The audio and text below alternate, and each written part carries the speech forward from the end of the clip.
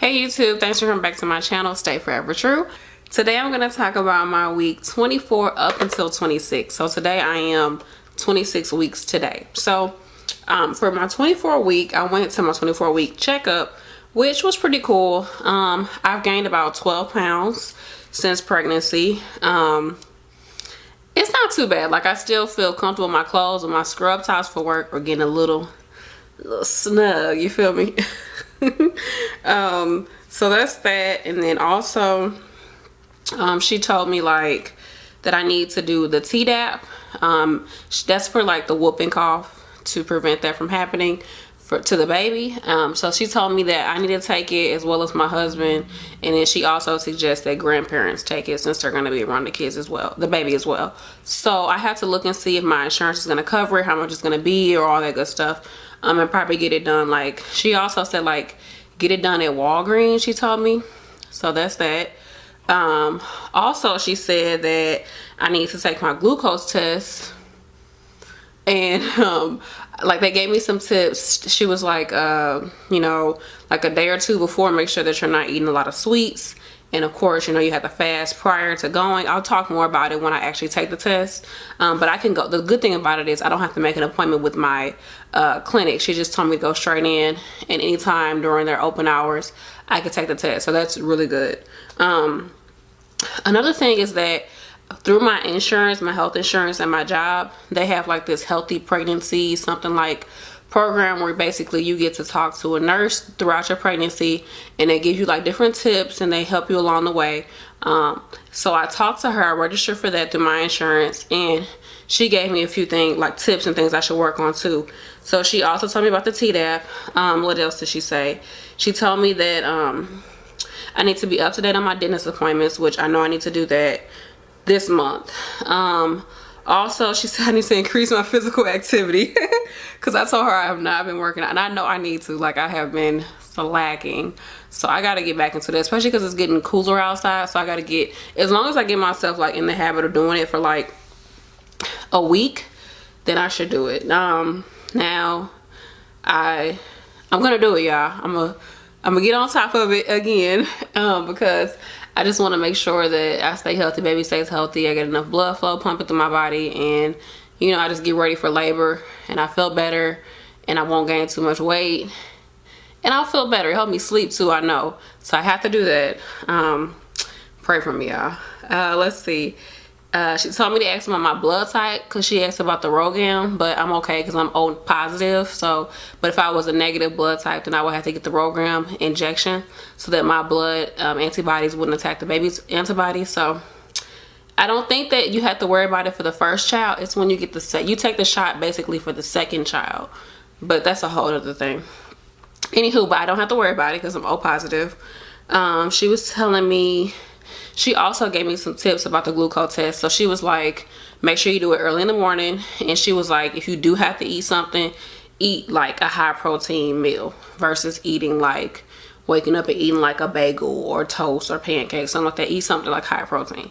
So she also told me that I can start looking into getting a breast pump through my insurance. I have already like looked up kind of what they already offered, like as far as which ones, and then looked up the reviews for them like on Amazon, but I haven't actually gone through the process of ordering one. So she told me that I should be able to order. I had to talk to her. She told me like we're going to talk like every 4 weeks, I think, and then I think once I get closer to my due date, we're probably going to talk every week. I don't know how it's going to work, but I'm going to ask her the next time I talk to her about like, should I be ordering one now, or do I have to wait? Because I thought that you had to wait after you gave birth to do it. So that's that. And then also, speaking of insurance, so this is along like the money part of giving birth. So I talked to my job. I got the paperwork for FMLA. So it's family medical leave, which your job like legally has to, as long as you've been there for a certain amount of time. But at my job for 5 years, you have to they have to give you at least 12 weeks off without compromising your position or your seniority. So I got that paperwork. I took it up to my doctor, and then they told me some more paperwork that they needed before they could process it. So she needs like a job description and think they're saying it's like $10 for them to go through the process, and then they'll send it over to my job. So I got to get on that for my next appointment. I probably will do it before my next appointment. I'll probably do it when I do my glucose test. I'll take it up there as well to get that done with. So that's that.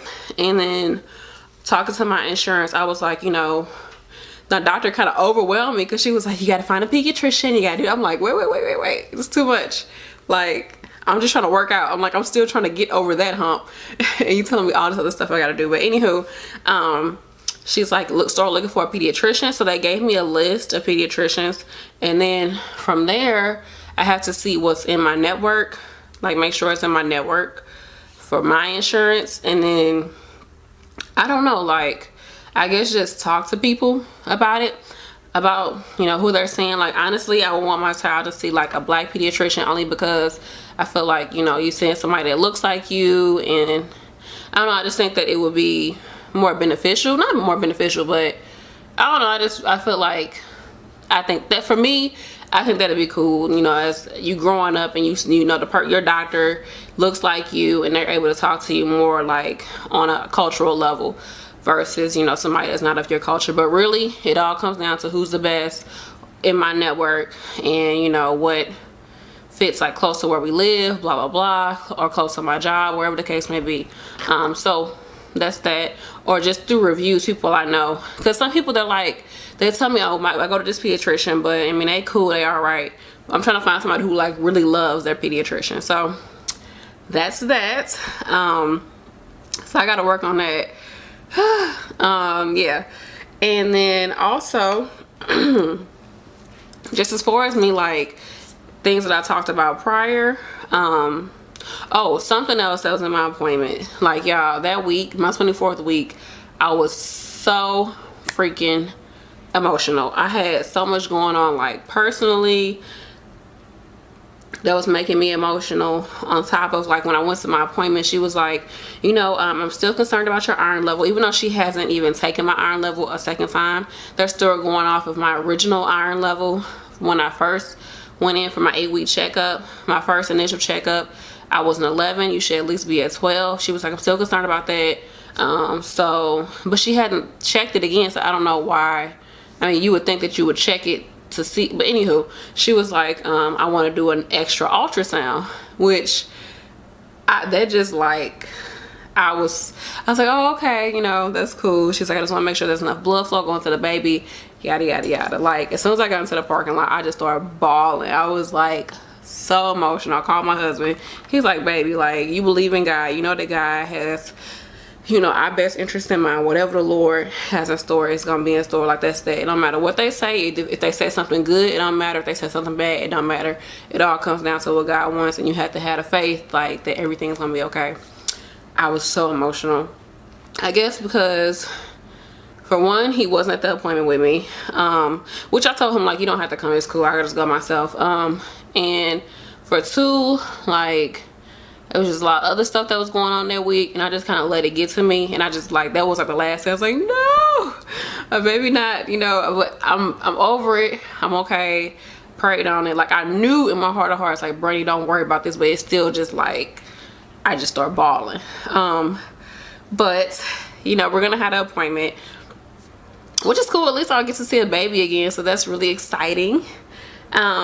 So also, what we did was, my sleeping has improved. I will say this last week, my sleeping has really improved. I think because I've been praying more, reading more, and just relaxing, going to sleep, you know, earlier than usual, or at least trying to go to sleep like at least by 9:30, 10 o'clock ish, to get ready for work, or just to go to sleep in general. And I've been more active, like, not like going out and walking active, but I've been cleaning out my room. Like, we have a 2-bedroom townhouse, so I've been cleaning out, like, the room that I use for videos and just for what I do. I cleaned that out really well, took a lot of stuff to the garbage, recycling, to the Goodwill, all that good stuff. I did that, so now I have, like, all this space for her, and it makes me feel a lot better. Like, a whole weight has been off my shoulders now that her room is, like, clean. So I did that. And then as far as the baby, she has been, like, she's still been moving a lot. She got her moments, but it's like I could feel her like pressing on me from the inside. And it's like she does move a lot, but it's just like this pressing, and like she does still kick and move her arms, I can tell, but it's just like the pressure is weird. As far as like contractions, I know like they said like you can start feeling Braxton Hicks at this point. I don't know if I have. I do feel like sometimes it's like some type of like, it's lower. It's like, it just feels like something's like electricity flowing. Like it's just like, like it's stinging me. Something is, it feels weird. But anywho, it's not too bad. Also, I've been doing a little bit more on my baby registry and trying to think about how I want her room to look. And so yeah, that's that. Nothing too crazy. It was exciting to go to my doctor and to talk to the other nurse and to kind of get, you know, feeling like, okay, we're getting towards the end of my second trimester. We're getting towards the end of it and going into the third. So it's kind of like a lot of things need to get done. But I'm still glad that I'm still working. Feel very blessed to still be able to work, do videos, do stuff around my house. And I still have energy to do that. It just takes me a little bit longer, but I'm still grateful, so grateful to be able to, you know, just do things that I want to do. So something else I wanted to add about my insurance. So I asked, like, okay, I'm looking for a pediatrician, but like, when is the baby actually going to get insurance? Like, how do I go about that? Like, how does that all work? So my insurance, they told me that if I have a vaginal birth, which I'm planning on having a natural vaginal birth, I ain't trying to get nothing else, but anywho, with a vaginal birth, they give you 48 hours after your child is born. They give you 48 hours, and the baby is under your insurance, so you're good. And then I believe with a cesarean, you get like maybe 72 hours, something like that, but I'm not even thinking about that. So she's like, after that, you need to call your whomever does your, you know, your insurance at your job, which is my payroll. She told me call them and get that set up for the baby. And then so that's that. So I have to think about, you know, if I'm on FMLA, I'm away from work, am I going to keep my insurance? Or are we going to get under my husband's insurance at his job? Like, what all we're going to do, which I'm not too worried about it. It's just something to think about, like to plan it, to see, because if I'm just on my insurance at my job and she gets on my insurance at my job, then we'll have to pay for it while I'm on maternity leave. To keep it, of course. So it's something to think about. Like, I don't know how you all are planning on doing as far as your insurance for your child. Let me know what you're thinking about that. Let me know if you're thinking about, you know, your pediatrician. Are you going to do vaccinations like the Tdap? Are you going to do that? Just how are you feeling? Are you going to breastfeed? I know I am. That's why I got to get this breast pump and all the little accoutrements and accessories that come with it. So yeah, I'm really happy. I feel like these last 2 weeks has been somewhat like revelation of certain things in my life outside of my pregnancy, as well as just my faith is growing, and just excited and just so blessed that, you know, I'm carrying a life. So